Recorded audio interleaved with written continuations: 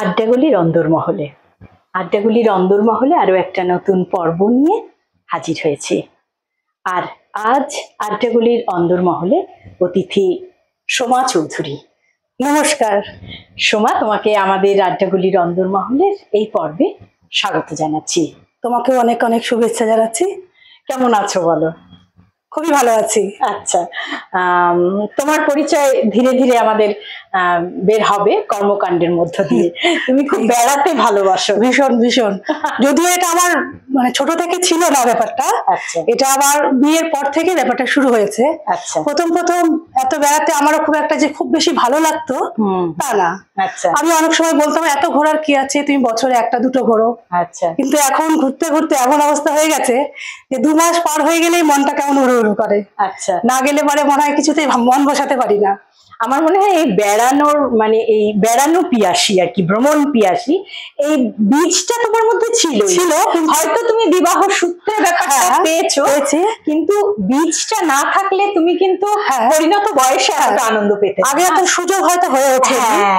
যেহেতু ব্যবসায়ী পরিবারের মেয়ে, সেহেতু বাবা কোনোদিনই সেভাবে সুযোগ বা সময়টা পেত না। ঠিক। সেজন্য আমাদেরও সেভাবে কোথাও যাওয়া হয়ে ওঠেনি। ছোট ছোট মা ঠাকুমার সাথে দিয়ে 2-1 জায়গায় গেছি। আচ্ছা, মূলত ঘোরা শুরু হয়েছে আমার বিয়ের পর থেকেই। আর আমার শ্বশুর বাড়িতে আমার হাজবেন্ড, শ্বশুর শাশুড়ি প্রত্যেকে ভীষণ বেড়াতে ভালোবাসেন। আচ্ছা, পাশাপাশি আরো একটা বলি যে তুমি প্রচুর কাজকর্ম করো, সেটা ঠিক আছে, সেটার বাইরেও তুমি ভীষণ ভাবে ঘরের কাজ, ঘরের মানুষকে দেখভাল, একটু বয়স্কদের দেখভাল বা সংসারটাকে খুব সুন্দর করে গুছিয়ে রাখা, একটু ভালো করে রান্না করা, এগুলো খুব ভালোবাসো।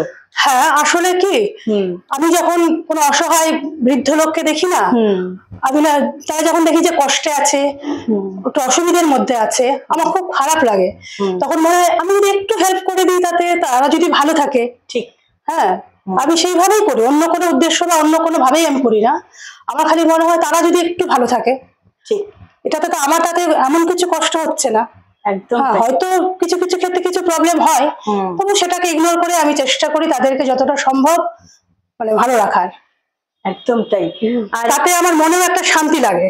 একদম তাই। এই যে আনন্দটুকু পাওয়া, এই যে আর আমরা একটু বলে রাখি যে, এবং এটা সবসময় বলি, আড্ডাগুলির অন্দরমহলে আমরা এই বার্তাটুকু একটু হলেও দিতে চাই, নিজে ভালো থাকবো এবং শুধু একদম নিজে ভালো থাকবো না, আরেকজনকেও সেই ভালো থাকাটাকে শেয়ার করে নেব, মানে আরো কেউ যেন ভালো থাকে। নিশ্চয়ই নিশ্চয়ই, আমার আশেপাশে লোকরা যদি ভালো না থাকে, আমি কিন্তু কখনোই পুরোপুরি ভালো থাকতে পারবো না।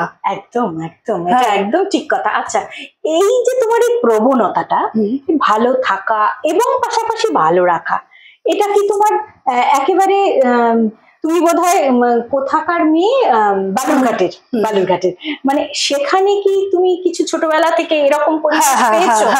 আমি ছোটবেলা থেকে ঠাকুমা দিদিমা এরা সবাই ছিলেন, তো বাড়িতে যে কোনো প্রবলেমে পড়লে সবাই আমাকেই ডাকতো। আচ্ছা, হ্যাঁ, কারণ আমার ছোট থেকে এই প্রবণতাটা আছে অন্যকে সাহায্য করার। কেউ যদি দেখি যে আমাকে সে হয়তো ডাকেনি আমাকে, হয়তো দেখছি এটা আমি করে দিতেই পারি, তাতে তারও প্রবলেম সলভ হয়ে যাবে। আমারও যে খুব একটা বেশি অসুবিধা হচ্ছে তাও না, একটু তো হবে, একটু তো হবে, ওটা মানিয়ে নিতে হবে। হ্যাঁ, সেই আমি ছোটবেলা থেকেই করেছি এই জিনিসটা। আমাদের পিসির বাড়ি বলো, মাসির বাড়ি বলো, বা আমাদের আশেপাশে আমাদের বাড়ির উল্টো দিকে একজন ছিলেন, উনি ওরকম অসুস্থ থাকতেন, তাকে নিয়ে যাওয়ার কেউ ছিল না ডাক্তারের কাছে। আমি তখন 11-12-এ পড়ি, আমি তাকে বহুবার নিয়ে গেছি ডাক্তারের কাছে। তার বাড়িতে কিন্তু সবাই আছে, অনেকে সময় পেয়ে উঠছে না বা অনেকের ইচ্ছে নেই, তো দেখছি খুব কষ্ট পাচ্ছে, ঠিক আছে চলো আমি নিয়ে যাচ্ছি, এভাবে নিয়ে গেছি। এবং ঠাকুমা দাদুর দেখভাল পুরোটাই আমি করতাম। সত্যি এইরকম মানুষ কিন্তু খুব কম মানে আমরা দেখি এবং পাইও, যে একেবারে বিনিময় ছাড়া নিঃস্বার্থভাবে কারোর কষ্টে এগিয়ে যাওয়া বা অন্যের সমস্যাকে নিজের সমস্যা মনে করা, এটা কিন্তু ভীষণভাবে মানুষের একটা যে মানবিক গুণ, আমরা যেটা বলি যে মানব ধর্মই শ্রেষ্ঠ ধর্ম, এই যে মানবতাটুকু। এবার আসি পাশাপাশি যে আমি এই ধর্মের কথা বললাম ঠিকই, কিন্তু আরেকটা জায়গা আমি একটু ছুঁতে চাই। তোমার কোথাও যেন আমার মনে হয়েছে কোনো আধ্যাত্মিক একটা ভাবনায় তুমি সম্পৃক্ত, সেটা কি ঠিক? হ্যাঁ, সেটা তো অবশ্যই আছে। কোন বিশ্বাস থেকে? হ্যাঁ, এটা আছে মূলত হচ্ছে স্বামীজি মা ঠাকুরের জীবনী থেকেই এটা উদ্ভূত হয়েছে বেশি, অনুপ্রাণিত। হ্যাঁ, মা সবসময় দেখিয়েছেন নিজের কর্ম করে যাও, হ্যাঁ, এবং উনি বহু দুঃখী আর্তদের তার পাশে স্থান দিয়েছেন, তার পায়ে চরণে ঠাঁই দিয়েছেন। এবং স্বামীজি সবসময় দেখিয়েছেন বি অ্যান্ড মেক, নিজে তৈরি হও এবং অপরকে তৈরি হতে সাহায্য করো। তৈরি মিন্স মানুষ হওয়া। মানুষ মানে শুধু মানুষের অবয়ব না, চরিত্রগত ভাবে যে মান হুঁশ সহকারে যে মানুষ, সেইটা তৈরি হওয়া। শুধু নিজে তৈরি হলে হবে না, আমি যেন একজনকেও তৈরি করতে পারি জীবনে, এটাই আমার ব্রত হওয়া উচিত। আমরা সেই ভাবনা থেকে আমাদের একটা সংস্থা আছে, আমরা সবাই প্রায় 30-35 জন আছি। আমরা এরকম বিভিন্ন জায়গায় কাজ করি, বিভিন্ন স্কুলে যাই, বিভিন্ন প্রাইমারি স্কুল, হাই স্কুলে, বিভিন্ন জায়গায় যাই। প্রথমে তাদের টিচারদের সাথে কথা বলি যে কিভাবে বাচ্চাদের তৈরি করবে, তারপরে একদিন হয়তো স্টুডেন্টদের নিলাম, একদিন হয়তো তাদের বাবা মাদের গার্জিয়ানদের সাথে আলোচনা করলাম ঘন্টা দুয়েক।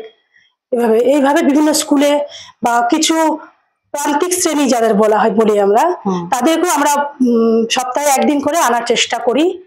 তাদের মধ্যেও যেন এই বীজটা বপন হয়, এটা আমরা চেষ্টা করি। তাদেরও সপ্তাহে একদিন আমরা নিয়ে আসি। হয়তো এখন কিছুটা সংখ্যায় কম, কিন্তু ধীরে ধীরে বাড়ছে। আচ্ছা, ছোট থেকেই যদি আমরা তাদেরকে চরিত্রগতভাবে, নীতিগতভাবে যদি একটা সুস্থভাবে তুলতে পারি, তাহলে সমাজে যে এত অবক্ষয়, চারিদিকে যে এত হিংসা, এত কিছু চলছে, সেটাই মূল থেকেই নষ্ট হয়ে যাবে। আচ্ছা, শাসন করে অপরাধ খুব বেশি দমন করা যায় না। আমার চরিত্রটাকেই যদি আমি ঠিক করি, তাহলে তো সেই অপরাধটাই ঘটবে না। আমাদেরকে সেই দিকে নিয়ে যেতে হবে। খুব ভালো লাগলো। আসলে এই আমরা চারদিকে যে দেখতে পাই নৈতিকতার অবক্ষয় এবং সামাজিক সংকট, এরকম সময়ে দাঁড়িয়েও যে কিছু মানুষ সমাজ গঠনের জন্য এগিয়ে আসছে, তার যে মানবিক দিকগুলো, এগুলোকে কাজে লাগিয়ে যে সমাজের ক্ষতগুলোকে মলম দিয়ে নিরাময় করার চেষ্টা করছে, আমার মনে হয় সোমা, তোমাকে আমরা পেলাম এরকম একটা তোমার দিক তুলে ধরতে পেরে। আর আরো একটু ছোট্ট করে যদি বলো, তোমরা যে কাজ করো সেখানে কিরকম অভিজ্ঞতা, বা করতে গিয়ে কোনো রকম সমস্যায় পড়া, এই যে সামাজিক কাজগুলো করছো। সমস্যার মধ্যে তো পড়তেই হয়। প্রথমে তো যখনই আমরা বলি, এটা আমাদের কোনো ধর্মীয় প্রতিষ্ঠান নয়, কোনো রাজনৈতিক প্রতিষ্ঠান নয়, ঠিক, এটা একটা সমাজের, একটা সমাজকে ভালো রাখার একটা আমাদের প্রচেষ্টা। কিন্তু প্রথমেই এটাকে যখন আমরা যাই না, সবাই প্রথমেই ভাবে কোনো ধর্মীয়, বা আমাদের হয়তো ধর্ম চেঞ্জ করবে, বা আমাদের প্রথম মানে কোনো উদ্দেশ্য নিয়ে আসছি। প্রথম অনেক রকম বাধা আসতো। কিছু যেমন এর আগে গত সপ্তাহে একটা স্কুলে গিয়েছিলাম, সেখানে এটা আমরা খুব বেশি করে অনুভব করেছি। তারপরে আমরা যখন যা কোনো রকমে আমরা কাজটা করলাম, করার পর উনি যখন দেখলেন, উনি রিয়ালাইজ করলেন যে না, ব্যাপারটা তো সেইটা না। এবং এই আমরা প্রত্যেক মঙ্গলবার করে সিটিং এ বসি, এবং ওই স্কুল থেকে সেদিন 3 জন টিচার এসছেন। মানে আমাদের যে আমাদের ধ্যান ধারণা, সেটা অনুপ্রাণিত হয়ে 3 জন টিচার এসছেন, যে আমাদের খুব ভালো লেগেছে ব্যাপারটা, আমরা ধীরে ধীরে আরো আনার চেষ্টা করব এবং স্টুডেন্টদের আনার চেষ্টা করব। বা এটা তো একটা সদর্থক দিক। হ্যাঁ হ্যাঁ, সে তো বাধা আসবে, যে কোনো কাজে বাধা আসবেই, সেটাকে আমাদেরকে অ্যাভয়েড করতেই হবে। মানে হাল ছেড়ে দিলে চলবে না, যে বাধা পাচ্ছি ছেড়ে দিলাম, তা করলে তো হবে না। শত বাধার মধ্যে আমাদেরকে, আমরা যদি দুজনকেও ভালো করে তুলতে পারি, সেটাও আমাদের জীবন ধন্য মনে করবো। একদম তাই। এই যে আনন্দটা পাওয়া যায়, যে মানে তরিখানা বাড়িতে গেলে মাঝে মাঝে তুফানটা আসবেই, সেই তুফানটা অতিক্রম করে যাওয়াই কিন্তু জীবনের কাজ, এবং সেখানে জীবনের জয় আর কি। হ্যাঁ, এই আনন্দটুকু ধরে রাখা, সমাজের আনন্দ, শুধু নিজের আনন্দ নয়, তাই তো? না, সমাজ ভালো না হলে আমি তো নিজেও ভালো থাকবো, আমার ভবিষ্যৎ প্রজন্মকে একটা ভালো সমাজ উপহার দিতে পারবো না। ঠিক ঠিক, এই জিনিসটা কিন্তু আমি বিশেষভাবে চাই। এই যে আমাদের রাজ্যগুলির অন্দরমহলে চ্যানেলটার মধ্য দিয়ে সবাই যেরকম বলছেন, নানান রকম ভাবে বলছেন, তাদের জীবন যাপনের মধ্য দিয়ে বলছেন, তারা যে সৃজনমূলক কাজ করছেন তার মধ্য দিয়ে বলছেন, যাতে ভালো থাকা যায়। সেটা এক একজনের পদ্ধতি এক এক রকম। একদম তাই। একটু আগে কথা হচ্ছিল যে এক একজনের ওয়ে, এক একজনের পথ এক এক রকম, কিন্তু প্রত্যেকেই যেন অ্যাটলিস্ট ভালো ভাবে, সেটাই, তাই না? সব সৃজনশীল কাজের মধ্যেই ভালো আছে, সেটাকে কে কোন পথে নিয়ে যাবে, কোন পথ দিয়ে নিয়ে যাবে, সেটা তার ইচ্ছে বা তার রুচির উপর। হ্যাঁ, এই যে তুমি যেটা বললে আর কি, যে গুরুদেব যেটা বলেছেন আর কি, নিজেকে তৈরি করো তারপর একে তৈরি। স্বামীজির মূল কথাই হচ্ছে বি এন্ড মেক। প্রথমে নিজে তৈরি হও, নিজে তৈরি না হলে তো অন্যকে বলতে পারবো না। আমি নিজে খারাপ হয়ে অন্যকে বলতে পারবো না তুমি ভালো হও। আমি নিজেকে আগে তৈরি করবো, ঠিক করে তারপরে আমি অন্যকে তৈরি হতে সাহায্য করবো। তাকে আমি তো তাকে তৈরি করতে পারবো না, কিন্তু তাকে তৈরি হতে সাহায্য করব। এটাই আমাদের মেন উদ্দেশ্য। কিন্তু তুমি গানও গাও, সেখানে তোমার গান যে গাও তুমি, সেখানে এই গান গাইবো এই গান গাইবো না সেটা না, সেরকম কিছু নেই।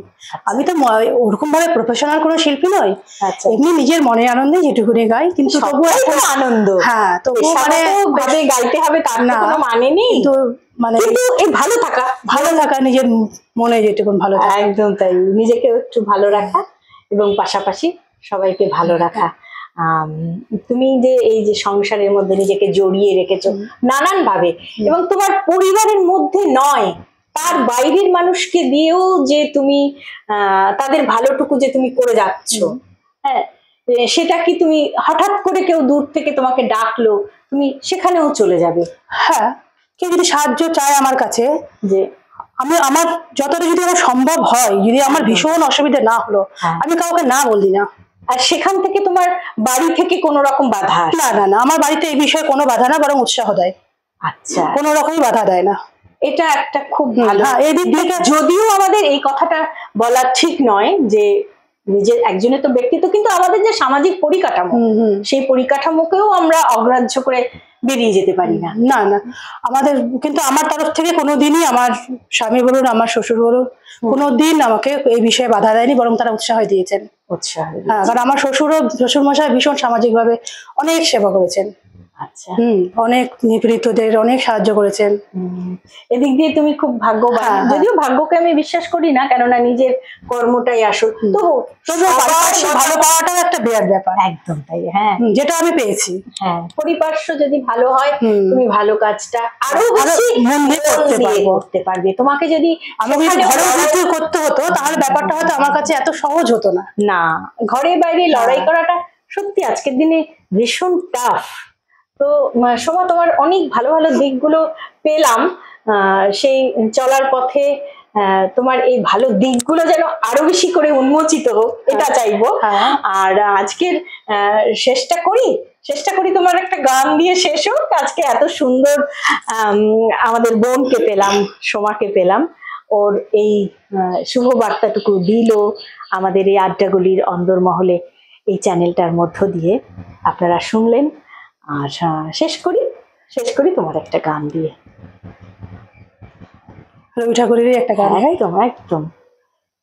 ও যে মানে না মানা, ও যে মানে না মানা, আখি ফিরাইলে বলে না না না, ও যে মানে না মানা। খুব ভালো থাকো তুমি। তোমাকে আবারও কখনো আমরা যোগাযোগ করে নেব, তোমার সঙ্গে কথা হবে। তুমিও খুব ভালো থেকো। একদম, তোমাকে অনেক শুভেচ্ছা। আমরা আজকের আড্ডাগুলির অন্দরমহলের এই পর্ব এখানেই শেষ করছি। নমস্কার।